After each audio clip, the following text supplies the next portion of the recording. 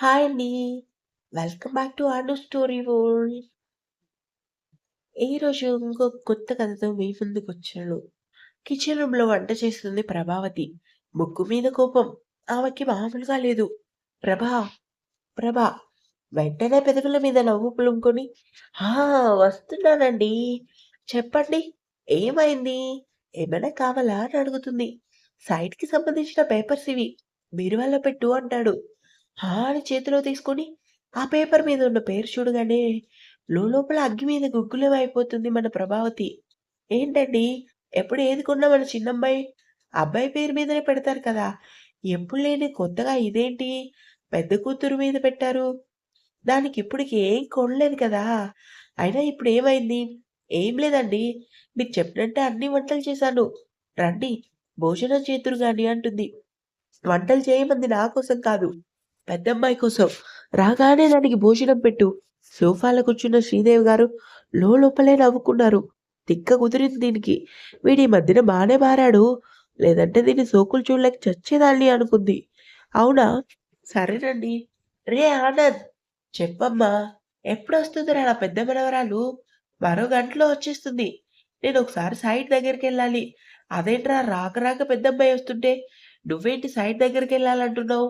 అయ్యో! సైట్ దగ్గరికెళ్ళి అటునుంచి అటే ఎయిర్‌పోర్ట్‌కెళ్తాను. సరే తొందరగా వెళ్ళు. ప్రభా ఎదుర్రా. వస్తున్నానండి అని నవ్వుతూ ఆనంద్‌కి ఎదురొచ్చింది ప్రభ. ప్రభా! కొంచెం తలనొప్పిగా ఉంది. కాఫీ ఇవ్వవే. ఎంతో ప్రేమగా అడిగింది శ్రీదేవి. శ్రీదేవి ఎదురుగా కాలు మీద కాలేసుకొని కూర్చొని, అయ్యయ్యో! తలనొప్పిగా ఉందా? కాసేపు పడుకోండి. తలనొప్పి అదే తగ్గిపోతుంది. ఆ మాత్రం దానికి కాఫీ ఎందుకు? పొడి, పాలు, చక్కెర దండగ అంతే. కోడలి మాటలకి శ్రీదేవి ఇంక నోరెత్తలేదు. దీనికి చెప్పినా ఒకటే, దున్నపోతుకి ఒకటే అనుకుంది. ఏంటత్తయ్య? ఈరోజు మీ ముఖం చాలా సంతోషంగా ఉంది. మీ పెద్ద మనవరాలు బృందా వస్తున్నందుకా? బృందా వస్తున్నందుకు నీకు మాత్రం చాలా కడుపు పండుగ ఉంది కదా! ఎందుకత్తయ్య నేనంటే అంత కోపం మీకు? బృంద నా కూతురు లాంటిదే. అందుకే కదా! తన కోసం ప్రేమగా అన్ని వంటలు చేశాను. నువ్వెలా వండుతావో నాకు తెలుసు. ఇప్పటివరకు ఆ వంటలు ఆనందం కోసం అని ప్రేమగా వండావు కానీ, ఇప్పుడవి చిటికలో రుచి మారిపోయేలా చేస్తావు. నేనలాంటి పనులు చేయనత్తయ్య. చిన్నమ్మాయి లేచే టైమయింది. తనకి బూస్ట్ ఇవ్వాలి అంటూ కిచెన్ రూమ్‌కెళ్ళి బూస్ట్ కలిపి శృతి రూమ్‌కెళ్ళింది. వెళ్తున్న కోడలి వైపు చూస్తూ బృంద వస్తున్నందుకు సంతోషించాలా? లేదంటే ఈ ఇంట్లో దానికి మనశ్శాంతి కరువైందని బాధపడాలా? నాకేం అర్థం కావటం లేదు. అమ్మగారు కాఫీ తీసుకోండి. అలానే ఈ తలనొప్పి మాత్రం వేసుకోండమ్మా. ఈ ఇంట్లో కనీసం నువ్వైనా మా బాధలు పట్టించుకున్నావు. ఏం చేస్తావు? ఏదో జన్మలో చేసిన పాపం ఇప్పుడు అనుభవిస్తున్నాను. ఎందుకమ్మా బాధపడుతున్నారు? బృంద అమ్మగారు వస్తే మీరు సంతోషంగా ఉంటారు కదా! ఆవిడ గురించి ఎందుకమ్మా ఆలోచిస్తున్నారు? ముందు మీరు పదండి. టిఫిన్ చేద్దురు. లేదు కాంతం. ముందు నేను దేవుడికి దండం పెట్టుకోవాలి. అది క్షేమంగా ఇంటికొస్తే చాలు. చదువు కోసమని వాడు దాన్ని ఫారిన్ చూపించాడు. దగ్గరగా 10 సంవత్సరాలవుతుంది. దాన్ని చూసి ఎలా ఉందో ఏంటో. బానే ఉంటారమ్మా. ముందు మీరు కాఫీ తీసుకోండి. మీదే అసలే ఆరోగ్యం బాలేదు. అంటూ కాఫీ తాగి బృంద కోసం ఆలోచిస్తూ దేవుడి గది దగ్గరికెళ్ళి దేవుడా! అది క్షేమంగా ఇంటికి రావాలనే దాని జీవితం ఎప్పుడు సంతోషంగా ఉండేటట్లు చెయ్యి. కన్నతల్లి పురిట్లోనే చనిపోయింది. తల్లి ప్రేమ ఏంటో కూడా దానికి తెలీదు. ఉన్న తల్లి పేరుకే అమ్మా! దాన్ని బంగారంలా చూసుకునే ఒక మంచి అబ్బాయి నా జీవితంలోకి పంపించు అనుకుంది. ఎయిర్‌పోర్ట్‌లో తన తండ్రి కోసం ఎంతగానో ఎదురు చూస్తుంది బృంద. ఎదురుగా నవ్వుతూ వస్తున్న ఆనంద్‌ని చూడగానే నవ్వుతూ పరుగున వచ్చి తండ్రిని హత్తుకుంది. "ఎలా ఉన్నావు నాన్న? అమ్మ, చెల్లి, తమ్ముడు అందరూ బావున్నారా? ఇంతకీ నానమ్మ ఎలా ఉంది?" అంటుంది. "బావుంది. నువ్వెలా ఉన్నావు?" "బావున్నాను నాన్న. పదండి ఇంటికెళ్దాం" అంటాడు. అని తండ్రి చేతిని పట్టుకొని ముందుకు నడిచింది బృంద. "ఏంట్రా ఇంత సన్నగా అయిపోయావు?" "అలాంటిదేం లేదు నాన్న. అయినా ఏంటి రాక రాక మీ పెద్ద కూతురొస్తే ఇంత లేట్‌గా వచ్చారు?" "సైట్ దగ్గరికెళ్ళాను. కొంచెం వర్కుందని." "మీరింకా బిజినెస్ వదులుకోరా నాన్న? అదే కదా నీకు భవిష్యత్తు ఇచ్చేది. నానమ్మ నీ కోసం ఎంతగానో ఎదురు చూస్తుంది." "అవునా?" అంటూ నవ్వి, "నా కోసం ఇంత ఇంట్లో నాన్నమ్మే కదా నాన్న ఎదురు చూసేది. మిగతా అందరికీ నేను భారమే కదా! ఏంటి బృందా? ఏదో ఆలోచిస్తున్నావు?" "ఏం లేదు నాన్న" అంటూ కారెక్కింది. ఆనంద్ డ్రైవ్ చేస్తూ, ఏదో మాట్లాడుతున్నాడు. బృంద నవ్వుతూ గలగలా మాట్లాడుతుంది. ఇంతలో ఆనంద్‌కి ఫోన్ రావటంతో, "హలో చెప్పు. సార్, మీరు బృందా మేడం గారి పేరు మీద కొన్న సైట్ దగ్గర గొడవ అవుతుంది. మీరు తొందరగా రావాలి." "అవునా? సరే ఇప్పుడే వస్తున్నా" కాల్ కట్ చేసి బృందా వైపు చూసాడు. "ఏమైందన్నా?" "సైట్ దగ్గర ఏదో గొడవ అవుతుంది. నేను అర్జెంట్‌గా వెళ్ళాలి." "అవునా? అయితే నేను క్యాబ్‌లో వెళ్తానన్నా. మీరు కార్‌లో వెళ్ళండి.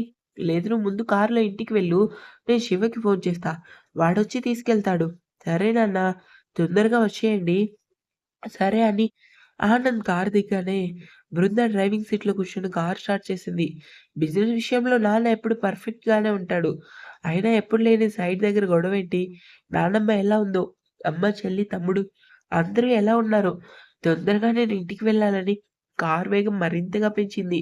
డ్రైవింగ్ చేస్తున్న బృంద కారు సడెన్‌గా ఆగిపోవడంతో బృంద డల్ అయిపోయింది. ఛ! అమ్మ ఎప్పుడూ అంటుంది నాకు దురదృష్టం ఎక్కువ అని. అమ్మ చెప్పింది నిజమే. నేనేది కోరుకున్నా అది నాకు దక్కదు. అనుకున్నది జరగదు. అనుకుంది. మిట్ట మధ్యాహ్నం ఎండలో నడవటం బృందాకి చాలా కష్టంగా ఉంది.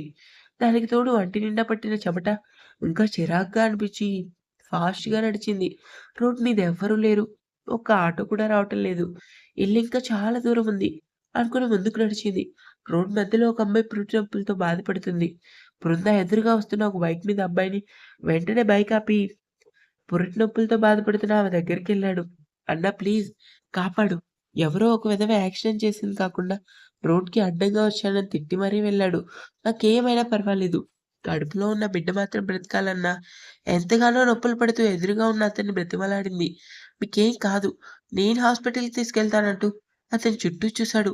ఇదంతా చూస్తున్న బృంద వైపు అతని చూపు పడింది. "ఓయ్ అమ్మాయి ఇలా రా" అని పిలిచాడు. బృంద ఈ లోకంలో లేదు. బ్లడ్ చూస్తే చాలు బృందాకి ఎక్కడలేని భయం. పైగా యాక్సిడెంట్లంటే మరింత భయం.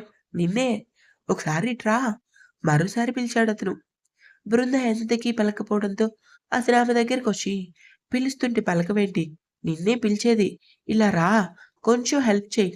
బృంద అతని వైపు చూడకుండానే, "రక్తం నాకు భయమేస్తుంది. నేను రాను" అంటూ కలవరిస్తుంది. అవతల ఆ అమ్మాయికి నొప్పులు ఇంకా ఎక్కువవటంతో మరింతగా బాధపడుతుంటే, అతను బృంద చేతిని పట్టుకొని, "భయమేం కాదు. ముందు నాతో పట్టుకొని" అంటూ బృందాన్ని తనతో పాటు లాక్కుపోయాడు. "అమ్మ బైక్ మీద కూర్చోగలవా?" "సరే అన్నయ్య" అంటూ నొప్పితో బాధపడుతూ చెప్పింది. వెంటనే ఆమెను నెమ్మదిగా పైకి లేపి బైక్ మీద కూర్చోబెట్టి, తను బైకెక్కి బృందా వైపు చూశాడు. భయంగా 2 కళ్ళు పెద్దవి చేస్తుంటే, "ఓయ్ అమ్మాయి బండెక్కు." "నేనా? ఫాస్ట్‌గా ఎక్కు టైం లేదు" అని అతను కంగారు చేశాడు. బృందా ఆమెకి సపోర్ట్‌గా వెనకే 2 వైపులా కాళ్ళేసుకొని కూర్చొని అలానే బెదురుగా చూసింది. ఆ అమ్మాయి మాత్రం నొప్పులతో బాధపడుతుంటే బృంద భయంతో అలానే చూసింది. ఏం కాదు అంటూ బైక్ స్పీడ్ పెంచాడు. రోడ్ మీద కుదుపులకి ఆమె మరింత నొప్పి ఎక్కువై కాసేపటికి బైక్ హాస్పిటల్ ముందు ఆగటంతో ఆమెను తీసుకొని హాస్పిటల్ లోపలికెళ్లారు. బృంద భయంగానే చూసింది జరుగుతుందంతా. "డాక్టర్ ప్లీజ్ మీరే తనని ఎలా అయినా కాపాడాలి. మీరు తనకేమవుతారు? తను నా సిస్టర్. నేను తనకి అన్నయ్య అవుతాను." తను నా సిస్టర్. నేను తనకి అన్నయ్య అవుతా. స్ట్రెచర్ మీదున్న ఆ అమ్మాయి ఏడుస్తూ 2 చేతులు జోడించి వెంటనే ఆమెకు ట్రీట్‌మెంట్ స్టార్ట్ చేశారు. ఆపరేషన్ థియేటర్ ముందు అటు ఇటు తిరుగుతున్నాడతను. "సార్ చెప్పండి సిస్టర్. ఈ మందులు తీసుకురండి. అలానే రిసెప్షన్ దగ్గర బిల్ కట్టేసి రండి. ఎలా ఉంది తనకి? బిడ్డ అడ్డం తిరిగింది సార్. ఆపరేషన్ చేస్తున్నారు. ఈ పేపర్స్ మీద సైన్ చేయండి." అతను ఆ పేపర్ తీసుకొని చదివి క్షణం కూడా ఆలోచించకుండా సైన్ చేశాడు. "ప్లీజ్ ఎంత డబ్బైనా పర్లేదు. తల్లి, బిడ్డ ఇద్దరూ క్షేమంగా ఉండాలి. ఎలా అయినా మీరే కాపాడాలంటాడు. "ఏం కాదు సార్. మీరేం భయపడకండి. థాంక్ యూ" అంటూ వెనక్కి తిరిగి తన జేబులో చేతులు పెట్టాడు. ఒక్క రూపాయి లేదు. షర్ట్ జేబులో కూడా డబ్బులు లేకపోవడంతో ఛ! పర్స్ మర్చిపోయా అనుకోని ఎదురుగా ఉన్న బృందా వైపు చూశాడు. నేరుగా ఆమె దగ్గరికెళ్ళి "ఓయ్ అమ్మాయి" అతని మాటలకి తేరుకొని "ఏంటండి? డబ్బులివ్వు." "ఆ? డబ్బులా? ఏదో మీ బాబు ఆస్తులంతా అడిగినట్టు అలా నోరు తెరిచావేంటి? డబ్బులివ్వు." బృంద తన బ్యాగ్‌లో ఉన్న 15,000 అతని చేతికిచ్చింది. "ఇవి సరిపోవు. మరి నా దగ్గర ఇవే ఉన్నాయి." వెంటనే ఆమె మెడలో ఉన్న గొలుసు లాగి "ఇప్పుడు సరిపోతాయిలే." అతను చేసిన పనికి షాక్‌గా చూసింది బృంద. ఇంకా ఉంది. ఎలా ఉందో చెప్పండి ఈ స్టోరీ. అలాగే కామెంట్ చేయటం మర్చిపోవద్దు ప్లీజ్. నచ్చితే సబ్స్క్రైబ్.